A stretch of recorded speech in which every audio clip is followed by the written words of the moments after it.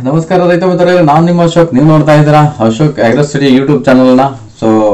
ಕಳೆದ ವಿಡಿಯೋಗಳಲ್ಲಿ ನಾವು ಒಂದು ಹುಲ್ಲಿನ ಬಗ್ಗೆ, ಸೂಪರ್ ನೇಪಿಯರ್ ಹುಲ್ಲಿನ ಬಗ್ಗೆ ಮಾತಾಡಿದ್ವಿ. ಈ ಒಂದು ವಿಡಿಯೋದಲ್ಲಿ ಸೂಪರ್ ನೇಪಿಯರು ಮತ್ತು ಇತರೆ ಯಾವುದೇ ಹುಲ್ಲುಗಳಿರ್ಬೋದು, ಅವುಗಳೆಲ್ಲದಕ್ಕಿಂತ ಬೆಸ್ಟ್ ಆಗಿ ಇರುವಂತಹ ಒಂದು ಹುಲ್ಲಿನ ವಿಧದ ಬಗ್ಗೆ ಮಾತಾಡ್ತಾ ಇದ್ದೀವಿ. ಬೆಸ್ಟ್ ಅಂತಂದರೆ ತುಂಬಾ ವೆರೈಟಿ ಆಗಿರ್ತಕ್ಕಂಥದ್ದು. ವೆರೈಟಿ ಮೀನ್ಸ್ ಅದು ಹೆಚ್ಚು ಒಂದು ಉತ್ತಮ ಗುಣಗಳನ್ನು ಹೊಂದಿರುವಂತಹ ಒಂದು ಹುಲ್ಲಿನ ಬಗ್ಗೆ ಮಾತಾಡ್ತೀವಿ. ಅದೇ ನಮಗೆ ಕೊಯಂಬತ್ತೂರು ವೆರೈಟೀಸ್. ಇಲ್ಲಿ ಕೊಯಂಬತ್ತೂರು ವೆರೈಟೀಸ್ ಅಂದರೆ ಈಗ ಆಲ್ರೆಡಿ ಒಂದು ಕೋ ಅಂತಂದ್ರೆ ಇಲ್ಲ, ಕೊಯಂಬತ್ತೂರು ಕೋ4 ಇದೆ, ಕೋ4 ನಂತರ ಬರ್ತಕ್ಕಂಥದ್ದು ಕೋ5. ಪ್ರೆಸೆಂಟ್ ನಾವಿವತ್ತು ಮಾತಾಡ್ತಾ ಇರೋದು ಈ ವಿಡಿಯೋದಲ್ಲಿ ಆ ಕೋ5 ಹುಲ್ಲಿನ ಬಹುವಾರ್ಷಿಕ ಹುಲ್ಲಿನ ಒಂದು ವೆರೈಟಿ ಬಗ್ಗೆ. ಅದರಲ್ಲಿ ಇರುವಂತಹ ವಿಶೇಷಗಳು, ಬೆಸ್ಟ್ ಕ್ವಾಲಿಟೀಸ್ ಏನಿದೆ ಆ ಕ್ವಾಲಿಟೀಸ್ ಬಗ್ಗೆ ಮಾತಾಡ್ತಾ ಹೋಗೋಣ. ಮೇನ್ಲಿ ಇದರಲ್ಲಿ ನಮ್ಗೀಗ ಆ ಬಹುವಾರ್ಷಿಕ ಮೇವುಗಳಲ್ಲಿ ಹೆಚ್ಚಿನದಾಗಿ ಟಾಪಲ್ಲಿ ಇರ್ತಕ್ಕಂಥವು ಸೂಪರ್ ನೇಪಿಯರ್ ಇದೆ. ಅದಾದ ನಂತರ APBN ಇದೆ. APBN means Andhra Pradesh bajra ನೀಯು gross, ಅದು. ಆ APBN ಇದೆ. ಅದಾದ ನಂತರ ಬರ್ತಕ್ಕಂಥದ್ದು ಗಿನಿ ಇದೆ, ಪ್ಯಾರಾ ಹುಲ್ಲು ಅಂತ ಹೇಳ್ತೀವಲ್ಲ, ಗಿನಿ. ಅದಾದ ನಂತರ ನಮಗೆ ಕೊಯಂಬತ್ತೂರು ವೆರೈಟೀಸ್ ಇದೆ. ಈ ಕೊಯಂಬತ್ತೂರು ವೆರೈಟೀಸ್ಗಳಲ್ಲಿ ನಾವೀಗ ಟಾಪಲ್ಲಿ ಸೂಪರ್ ನೇಪಿಯರ್ ಹೇಳಿದ್ವಿ. ಕಳೆದ ಒಂದು ವಿಡಿಯೋದಲ್ಲಿ ಸೂಪರ್ ನೇಪಿಯರ್ನ ಡಿಸ್ಕ್ರೈಸ್ ಮಾಡಿ ಮಾತಾಡಿದ್ವಿ ನಾವು. ಬಟ್ ಡಿಸ್ಕ್ರೈಸ್ ಅಂತ ಅಂದರೆ ಅದು ಲಾಸ್ ಅಂತ ಅಲ್ಲ, ಆಕ್ಸಿಲೇಟ್ಸ್ ಹೆಚ್ಚಾಗಿರೋದ್ರಿಂದ ನಾವು ಅದನ್ನು ಎಳೆದನ್ನು ಕೊಡದೇ ಇದ್ರೆ ಸಾಕು. ಅದು ಸಹ ಉತ್ತಮವಾದಂತಹ ಹುಲ್ಲೆ. ಬಟ್ ಏನಂದ್ರೆ ಎಳೆ ಹುಲ್ಲನ್ನು ಕೊಡದೇ ಇರತಕ್ಕಂಥದ್ದು ಆ ಒಂದು ಇದರಲ್ಲಿ ನಾವು ಕಾಣಬಹುದು. ನಾವೀಗ ಅದನ್ನು ಮಾತಾಡೋದು ಬೇಡ. ನೆಕ್ಸ್ಟ್ ನಾವೀಗ ಕೊಯಂಬತ್ತೂರು 5 ಅನ್ನ ಮಾತಾಡೋದಾದ್ರೆ, ವೆರೈಟೀಸ್ ಅಂದ್ರೆ ಇಲ್ಲಿ ಇರ್ತಕ್ಕಂತಹ ಎಲ್ಲಾ ಹುಲ್ಲುಗಳಿಗಿಂತ ವಿಶೇಷವಾಗಿರ್ತಕ್ಕಂಥದ್ದು, ಪ್ಲಸ್ ವೆರೈಟಿ ಆಗಿರ್ತಕ್ಕಂಥದ್ದು, ಉತ್ತಮ ಗುಣಲಕ್ಷಣಗಳನ್ನು ಹೊಂದಿರತಕ್ಕಂಥದ್ದು, ಉಪಯುಕ್ತವಾದದ್ದು ಮುಖ್ಯವಾಗಿ.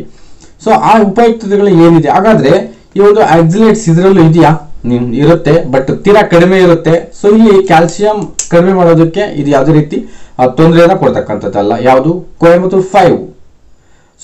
ಸೂಪರ್ ನೇಪಿಯರಲ್ಲೂ ಇರುತ್ತೆ, ಆದರೆ ಇಲ್ಲಿ ಕೋ5 ಅಲ್ಲಿ ತೀರಾ ಕಡಿಮೆ ಇರುತ್ತೆ, ಬಿಲೋ 2% ಇರುತ್ತೆ. ಬಿಲೋ 2% ಇದ್ದಾಗ ನೋ ಪ್ರಾಬ್ಲಮ್, ಅದೇನು ತೊಂದರೆ ಇರೋದಿಲ್ಲ.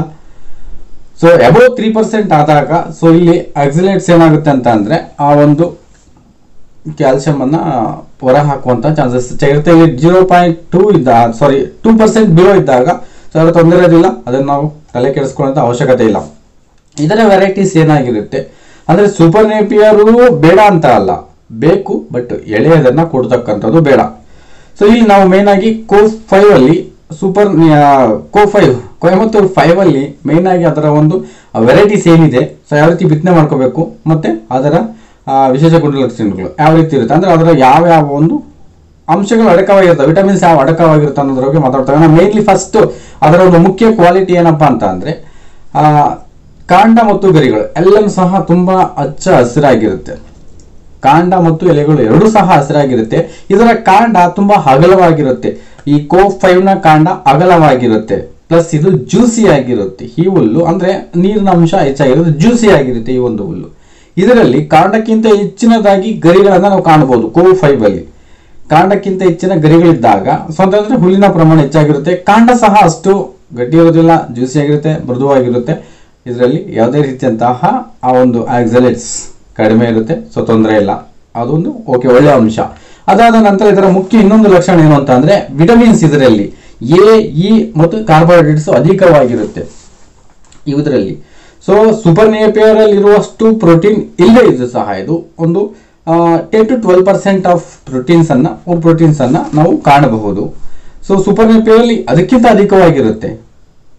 ಇದರಲ್ಲಿ ಕಡಿಮೆ ಇರುತ್ತೆ, ಬಟ್ ಇದು ಈ ಒಂದು ಲಕ್ಷಣಗಳಿರುತ್ತೆ. ಮೇನ್ಲಿ ಇದರಲ್ಲಿ ಎ, ಮತ್ತು ಕಾರ್ಬೋಹೈಡ್ರೇಟ್ಸ್, ವಿಟಮಿನ್ಸ್ ಎ, ಕಾರ್ಬೋಹೈಡ್ರೇಟ್ಸ್ ಅನ್ನ ನಾವು ಕಾಣಬಹುದು. 20% ಇಲ್ಲಿ ಡ್ರೈ ಮ್ಯಾಟರ್ ಸಹ ಇರುತ್ತೆ. ಏನು ತೊಂದರೆ ಇಲ್ಲ. ಅದು ಸಹ ಉತ್ತಮವಾಗಿರ್ತಕ್ಕಂಥದ್ದೇ, ಅದು ಬೆಸ್ಟ್ ಆಗಿರ್ತಕ್ಕಂಥದ್ದು. ಮೇನ್ಲಿ ಇದರಲ್ಲಿ ಇರುವಂತಹ ಡಿಫೆಕ್ಟ್ ಏನು ಅಂದ್ರೆ, ಡಿಫಾಲ್ಟ್ ಏನಪ್ಪಾ ಅಂತ ಅಂದ್ರೆ ಚಳಿಗಾಲದಲ್ಲಿ ಇದರ ಬೆಳವಣಿಗೆ ತೀರಾ ಕಡಿಮೆ ಇರುತ್ತೆ. ಇದು ಚಳಿಗಾಲದಲ್ಲಿ ಹೆಚ್ಚಾಗಿ ಬೆಳವಣಿಗೆನ ಹೊಂದೋದಿಲ್ಲ. ಅದೊಂದು ಬಿಟ್ಟರೆ ಬಿಕ್ಕಿದ್ದೆಲ್ಲ ಸೂಪರ್. ಈ ಒಂದು ಇದರಲ್ಲಿ ತುಂಬಾ ಸೂಪರ್ ಆಗಿರುತ್ತೆ.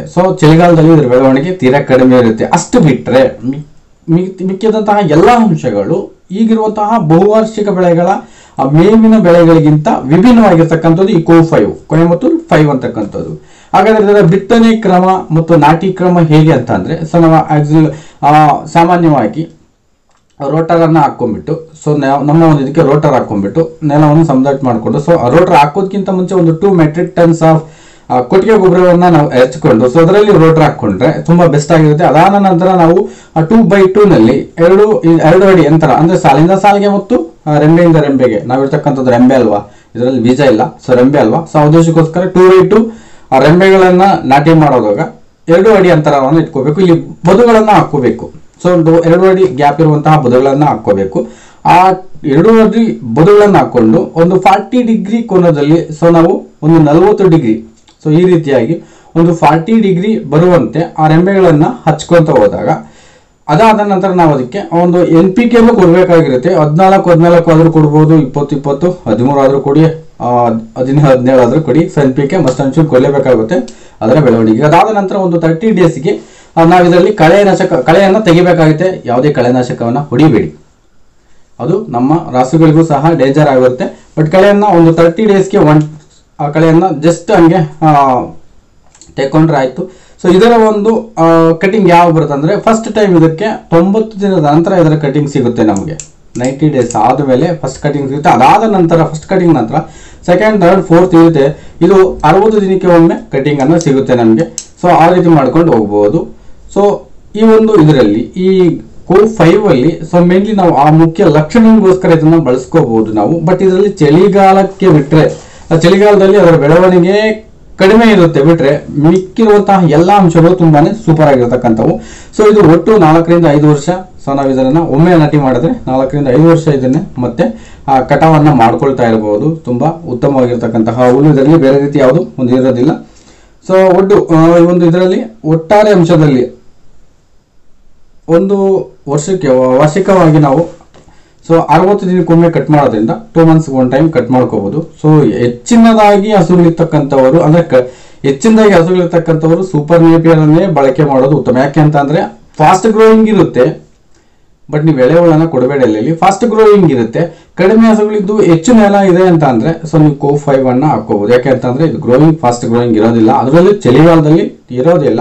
ಸೊ ನೀವು ಆ ರೀತಿ ಮಾಡ್ಕೋಬಹುದು. ಬಟ್ ಬೇರೆ ಟೈಮಲ್ಲಿ ಇದು ಚೆನ್ನಾಗಿ ಬೆಳೆಯುತ್ತೆ ಹೇಳಿದ್ನಲ್ವಾ, ಕಾಂಡ ಅಗಲವಾಗಿರುತ್ತೆ, ತುಂಬಾ ಜ್ಯೂಸಿಯಾಗಿರುತ್ತೆ, ಮತ್ತೆ ಇದು ಗರಿಗಳನ್ನು ಹೆಚ್ಚು ಹೊಂದಿರುತ್ತೆ. ಸೊ ವಿಟಮಿನ್ಸ್ ಚೆನ್ನಾಗಿ ಇರ್ತಕ್ಕಂಥದ್ದು, ಆಕ್ಸಿಲೇಟ್ಸ್ ತೀರಾ ಕಡಿಮೆ ಇರೋದು. ಸೊ ಆ ಉದ್ದೇಶಕ್ಕೋಸ್ಕರ ನೀವು ಇದನ್ನು ಬಳಸಬಹುದು. ಇದು ಒಳ್ಳೆ ಉತ್ತಮವಾದಂತಹ ಹುಲ್ಲು. ಅಂದ್ರೆ ಈಗಿರುವಂತಹ ಬಹುವಾರ್ಷಿಕ ಬೆಳೆಗಳಿಗಿಂತ ಎಲ್ಲದಕ್ಕಿಂತ ಭಿನ್ನವಾಗಿರತಕ್ಕಂಥದ್ದು. ಆ ಉದ್ದೇಶಕ್ಕೋಸ್ಕರ ನೀವು CO5 ಅನ್ನ ಬಳಸಬಹುದು, ಈ ಕೊಯಮತ್ತೂರ್ 5. ಸೊ ಇಷ್ಟು ಈ ಒಂದು CO5 ನ ಮುಖ್ಯ ಲಕ್ಷಣಗಳು ಮತ್ತು ಅದರ ಒಂದಿದು ಬಿತ್ತನೆ ಮತ್ತು ನಾಟಿ ಕ್ರಮ ಯಾವ ರೀತಿ ಅಂತಂದು ಹೇಳಿದೀವಿ. ಸೊ ಆ ರೀತಿ ಮಾಡಿಕೊಂಡು ಸೊ ನಿಮ್ಮ ಒಂದು ಇದರಲ್ಲಿ ಸೊ ಹೈ ಹೀಲ್ಡ್ ಮಿಲ್ಕ್ ಅನ್ನ ಮಾಡ್ತೀರಾ ಅಂತ ಹೇಳ್ತಾ ಸೊ ಯಾರಿಗೆಲ್ಲ ಈ ವಿಡಿಯೋ ಇಷ್ಟ ಆಗಿದೆ ಸೊ ಅವರು ಖಂಡಿತ ಒಂದು ಲೈಕ್ ಮಾಡಿ. ಹಾಗೆ ಹೊಸದಾಗಿ ಯಾರು ನೋಡ್ತಾ ಇದ್ದಾರೆ ನಮ್ಮ ಚಾನಲ್ ಅನ್ನ ಸಬ್ಸ್ಕ್ರೈಬ್ ಮಾಡಿ. ಸೊ ನಾನು ನಿಮಗೆ ಒಂದು ಪ್ರಾಮಿಸ್ ಮಾಡಿದ್ದೆ ಲಾಸ್ಟ್ ಟೈಮು, ಏನು ಅಂತ ಅಂದರೆ cattle feed making process video ನಾವು ಮಾಡಲಿಲ್ಲ ಅಂತಂದು. ಸೊ ಖಂಡಿತ ನಾಳೆ ಅದನ್ನು ರಿಲೀಸ್ ಮಾಡ್ತಾ ಇದ್ದೀವಿ. ಕ್ಯಾಟಲ್ ಫೀಡ್ ಮೇಕಿಂಗ್ ಆ ಪ್ರೋಸೆಸ್ ಫುಲ್ ಡೀಟೇಲ್ಸ್ ಏನಿರುತ್ತೆ ಅದನ್ನು ನಾಳೆ ರಿಲೀಸ್ ಮಾಡ್ತೀವಿ. ಸೊ ಯಾರಿಗೆಲ್ಲ ಅದರ ಅವಶ್ಯಕತೆ ಇದೆ ಖಂಡಿತ